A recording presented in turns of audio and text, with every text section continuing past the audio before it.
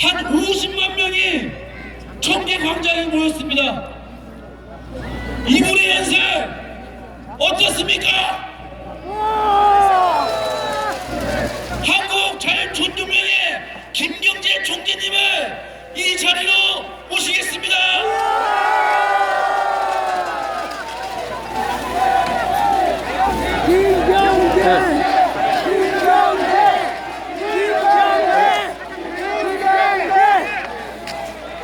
안녕하십니까. 눈이 대한민국 정부와 국민을 위한 축복처럼 내리고 있습니다. 저는 대한민국 정치에 지나가는 과객에 불과합니다. 젊은 시절에 민주화를 한다고 해서 미국에 한 16년간 살다가 돌아와가지고 야당에서 국회의원을 한 2번 하다가 김대중 선생이 대통령 되고 난 다음에 북한을 좀 갔다 오라 그래서 갔다 와서 김대중 대통령에게 마음에 들지 않는 보호를 하다가 평당한 사람입니다. 이유가 하나가 뭐냐면 북한에서 그렇게 현금을 달라고 아우성을 쳐요. 그래서 이 현금 자꾸 주면 위험하다. 이 보고를 청와대에서 들었더니 니는 정상회담 준비하러 갔다 온 사람이 왜 북한에 뭐 지원하는 거 하지 말라 그러냐. 이렇게 해서 좀 언쟁이 생겼습니다. 언쟁이라고 해서 여러분이 혹시 저 자식 건방진 자식이 그래도 우리가 썩 좋아하지는 않지만 김대중한테 언쟁을 해? 이렇게 생각하실 수 있습니다. 그러나 제가 한 40년 가까이 모셨기 때문에 허물없이 대화하는 사이였습니다. 그래서 제가 반대를 계속 하니까 그러면 자네는 물러나. 그래서 제가 저 국회로 쫓겨갔습니다. 그래서 그때 제가 현금을 보내지 말라고 그렇게 많이 주장을 했으면서도 설마 그 돈이 핵무기가 돼서 이렇게 돌아오리라고는 생각을 못했습니다. 그래서 천만다행이지만 그때 제가 밀리고 제 후임이 박지원이가 됐는데 요새 제가 뭐 생각하기는 물리기를 참 잘했다 이렇게 생각. 엊그제 제가 자유총연맹 지방조직을 갈무리하기 위해서 경상북도 대구를 갔다가 대구 직권지죠.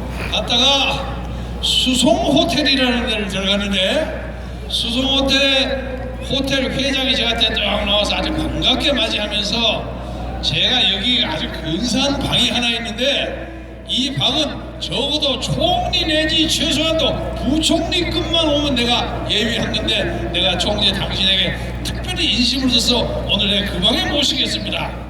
이 방이 어디냐면 대구 수송호텔 202호예요.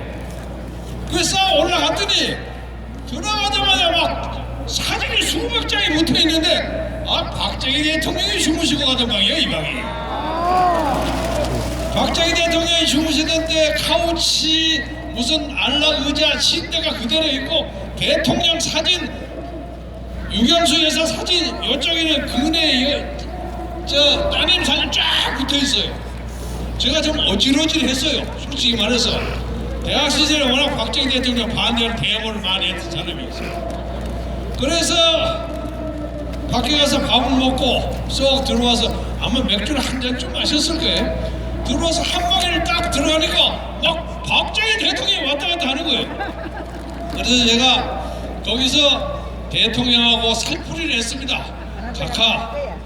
제가 각하를 반대를 많이 해가지고 미국에서 쫓겨 살고 돌아왔지만은 그래서 각하의 부하들이 저를 귀국도 시키지 않고 해서 16년 만에 축구 외국에 살았지만 참 역설적이게도 각하의 부하들이 저를 들여오지 못하게 하는 동안에 저는 미국에서 각하의 존재와 가치를 알게 됐습니다.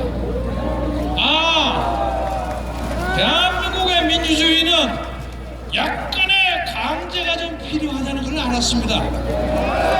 그래서 돌아와서 각하는 못 뵀지만 각하의 따님 제가 지금 박근혜 대통령 열심히 모시고 왔는데 그래도 대통령을 딱 만나니까 제가 좀 살풀이를 해야 되는데 앞으로 잘 지내겠습니다. 그래서 사진도 만지고 뺨도 대고 하면서 잘 지내기로 약속했어요. 그 다음에 사모님한테 가서 또 사모님 제가 이만해서 앞으로 잘 지내겠습니다. 근혜양 잘 모시겠습니다. 그리고 인사를 딱 하고 난 다음에 저쪽에 보니까 박근혜 대통령 사진이 딱 있더라고요. 그래서 제가 가서 인사를 딱 하면서 아버지 어머니하고 제가 사과하고 잘했으니까 저도 좀 잘 봐주시죠. 그리고 들어가서 박근혜 대통령이 주무시는 큰 방 있죠. 큰 방에서 큰 대자로 딱 잠을 잤는데 꿈속에 대통령이 딱 나타나서 이 참 잘했다 열심히 해봐라 그러더라고요. 그래서 이건 대단히 상징적인 거지만은 대통령에게 끝까지 충성을 하겠다 하는 생각을 가다듬었습니다. 지금 이 나라의 문제는 박정희 대통령, 박근혜 대통령 중에서 잘 먹고 잘 살던 사람, 그들 때문에 연단했던 사람, 이 많은 사람들이 한 사람도 박근혜 대통령을 도와주지 않고 정치적 거리에서 지나가는 과거에 이 김경재나 한국의 같은 사람들이 박 대통령을 모시고 있는 것이 이 나라 민주주의의 비극입니다. 그러나 이 나라 민주주의, 자유민주주의, 보수를 지키는 사람이 부족하다고 할지라도 여기에 많이 모이신 대한민국의 애국 시민이 있는 한 대한민국의 자유민주주의는 영원하다고 생각하는데 여러분 제 말이 맞죠? 엊그제 제가 저기 을지로 육가에 있는 장춘동 올라가는 경동교회라는 데를 한 60년, 한 50몇 년 다닙니다. 교회를 딱 끝나고 제 친구들하고 갈비탕을 하나 먹고 그 옆에 있는 커피숍에 석 들어갔더니 어디서 알만하게 잘생긴 사나이가 와서 김선생님 웬일이십니까? 딱 봤더니 중앙일보 홍석현 회장이에요. 그래서 딱 만났어요. 악수를 또 하고 이거 웬일이시오? 나 이 옆에 평양냉면이 맛있어서 냉면 먹으러 오고 차 한잔 마시러 왔습니다. 정신 달려서 나하고 얘기 좀 합시다. 내가 보기는 당신 인물도 잘생겼고 가문도 좋고 공부도 잘해서 스탠포드야 박사고 야망도 있고 돈도 많고 그러는 걸로 아는데 아니 어쩌자고 해서 그 손석희 같은 사람을 시켜가지고 이렇게 이 나라를 흔드는 겁니까? 지금 이 탄핵의 광풍은 여러 가지 이유가 있겠지만은 손석희의 JTBC가 데스크톱 스크린 만들어가지고 최순실이가 200개 이상의 국장을 농단했다. 이것 때문에 확 벌어진 거 아닙니까? 당신이 책임자예요. 근데 왜 가만히 있어? 그러니까 홍 회장 하는 얘기가 이게 편집권의 독립이라는 것이 있기 때문에 제가 함부로 간섭하고 그러기가 좀 곤란합니다. 그래 그 말에는 일리가 있어만 그러나 이건 단순한 편집권의 독립 문제가 아니라 이 나라 자체의 역사를 흔드는 일이에요. 그래서 앞으로 내가 당신에게 특별하게 감정이 있는 건 아니지만 앞으로 어떻게 하는지 나는 주목해서 부분을 보겠어.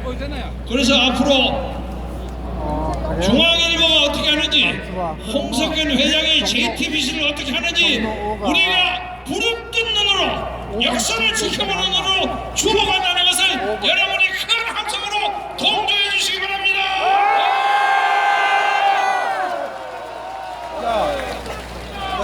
그런데 JTBC가 이 엉터리 짓거리를 하는데 이 나라의 신문과 방송을 감시 감독한다는 방송심의위원회 박효정 위원장이라는 사람은 꿀먹은 덩어리예요. 박효정이라는 사람이 국민윤리 교육한다고 서울대학교 교수라고 좀 날고기고 했던 사람이야. 그래서 우리가 쫓아갔어요. 당신들은 말이야 종편이나 신문에서 요만한 사건만 나오면 경고를 한다, 지도를 한다고 난리 법석을 하는데 이 나라 정치를 다 흔드는 JTBC가 한 가지가 아니라 수십 가지의 잘못을 벌이고 있는데 누가 그 고소하고 고발을 내 시비를 안 하느냐? 도망가 버렸어요. 그래서 제1신부국장 사람이라는 사람이 나와가지고 이것이 사건이 자꾸 이렇게 전개되니까요. 이거 다 마무리되고 시비를 합니다. 이게 말이야 막걸리야? 박효종이라는 사람은 이 나라의 대표적인 보수 정계 보수 농객으로 알려져 있는 사람입니다. 대통령한테 은총을 받아가지고 그 자리에 간 사람이에요. 그러니까 박효종은 자기 양심에 어긋나는 짓거리를 하려면 차라리 물러나야 돼. 마찬가지로 제가 그보다 며칠 전에 KBS 이인호 이사장을 찾아갔습니다. 그래서 KBS를 들어가서 아니 제 대학 5년 선배예요. 아니 선배님 KBS가 뭐 이런 식으로 일을 합니까? 국민의 세금으로 운영되는 국영방송인데 왜 정직한 보도를 안 하고 촛불 얘기만 하고 왜 태극기 보도는 안 합니까? 엊그제 한국경제 정규재 주필이 KBS의 아침 저녁 방송에 나와서 좀 열심히 말발을 세우다가 보니까 그 다음날 PD들이 막 쫓아와서 아우성을 쳤대요.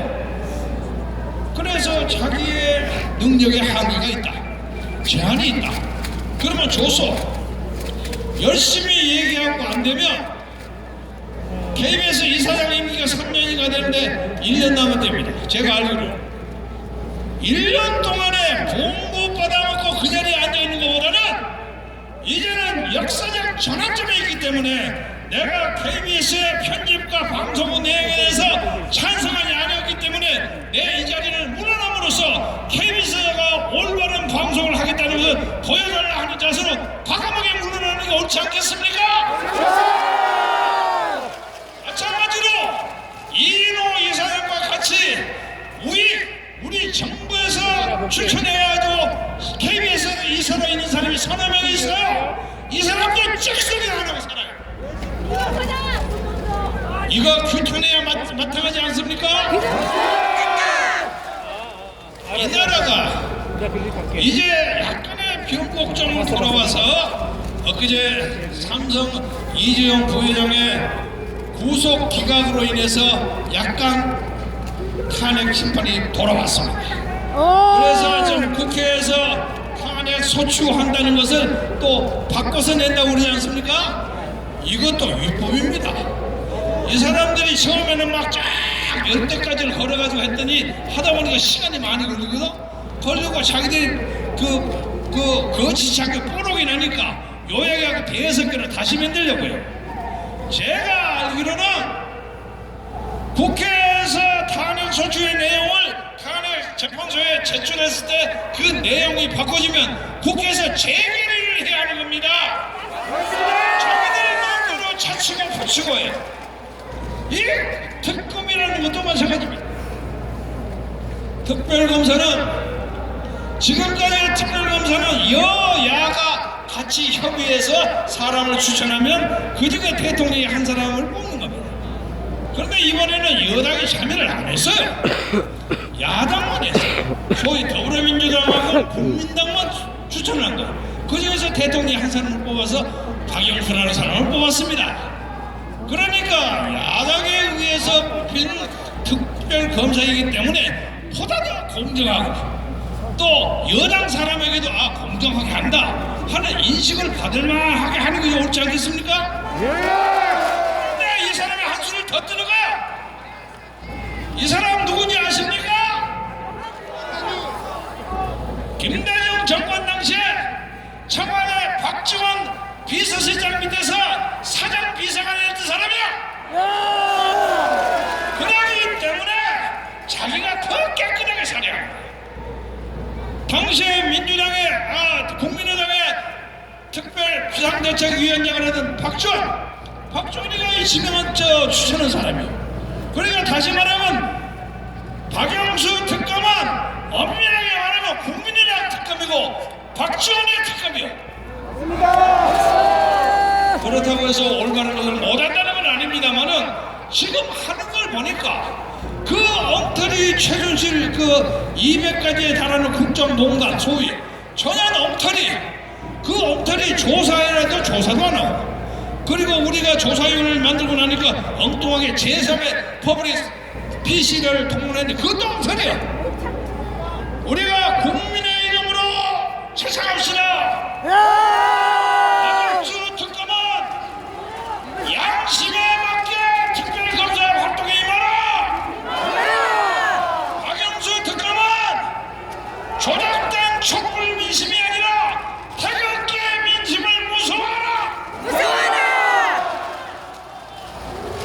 아까 우리 조갑대 선생님이 얘기하신 것처럼 박근혜 대통령도 반성할 대목이 하나 있습니다. 너무 약해가지고, 제가 일본말을 써서 죄송합니다. 너무 불이 죽었어. 근데 불이 죽은 게 이것도 JTBC 탓입니다. 200가지의 국정농단을 했다니까 대통령이 깜짝 놀라신 거라. 그 다음날 나와서 죄송합니다.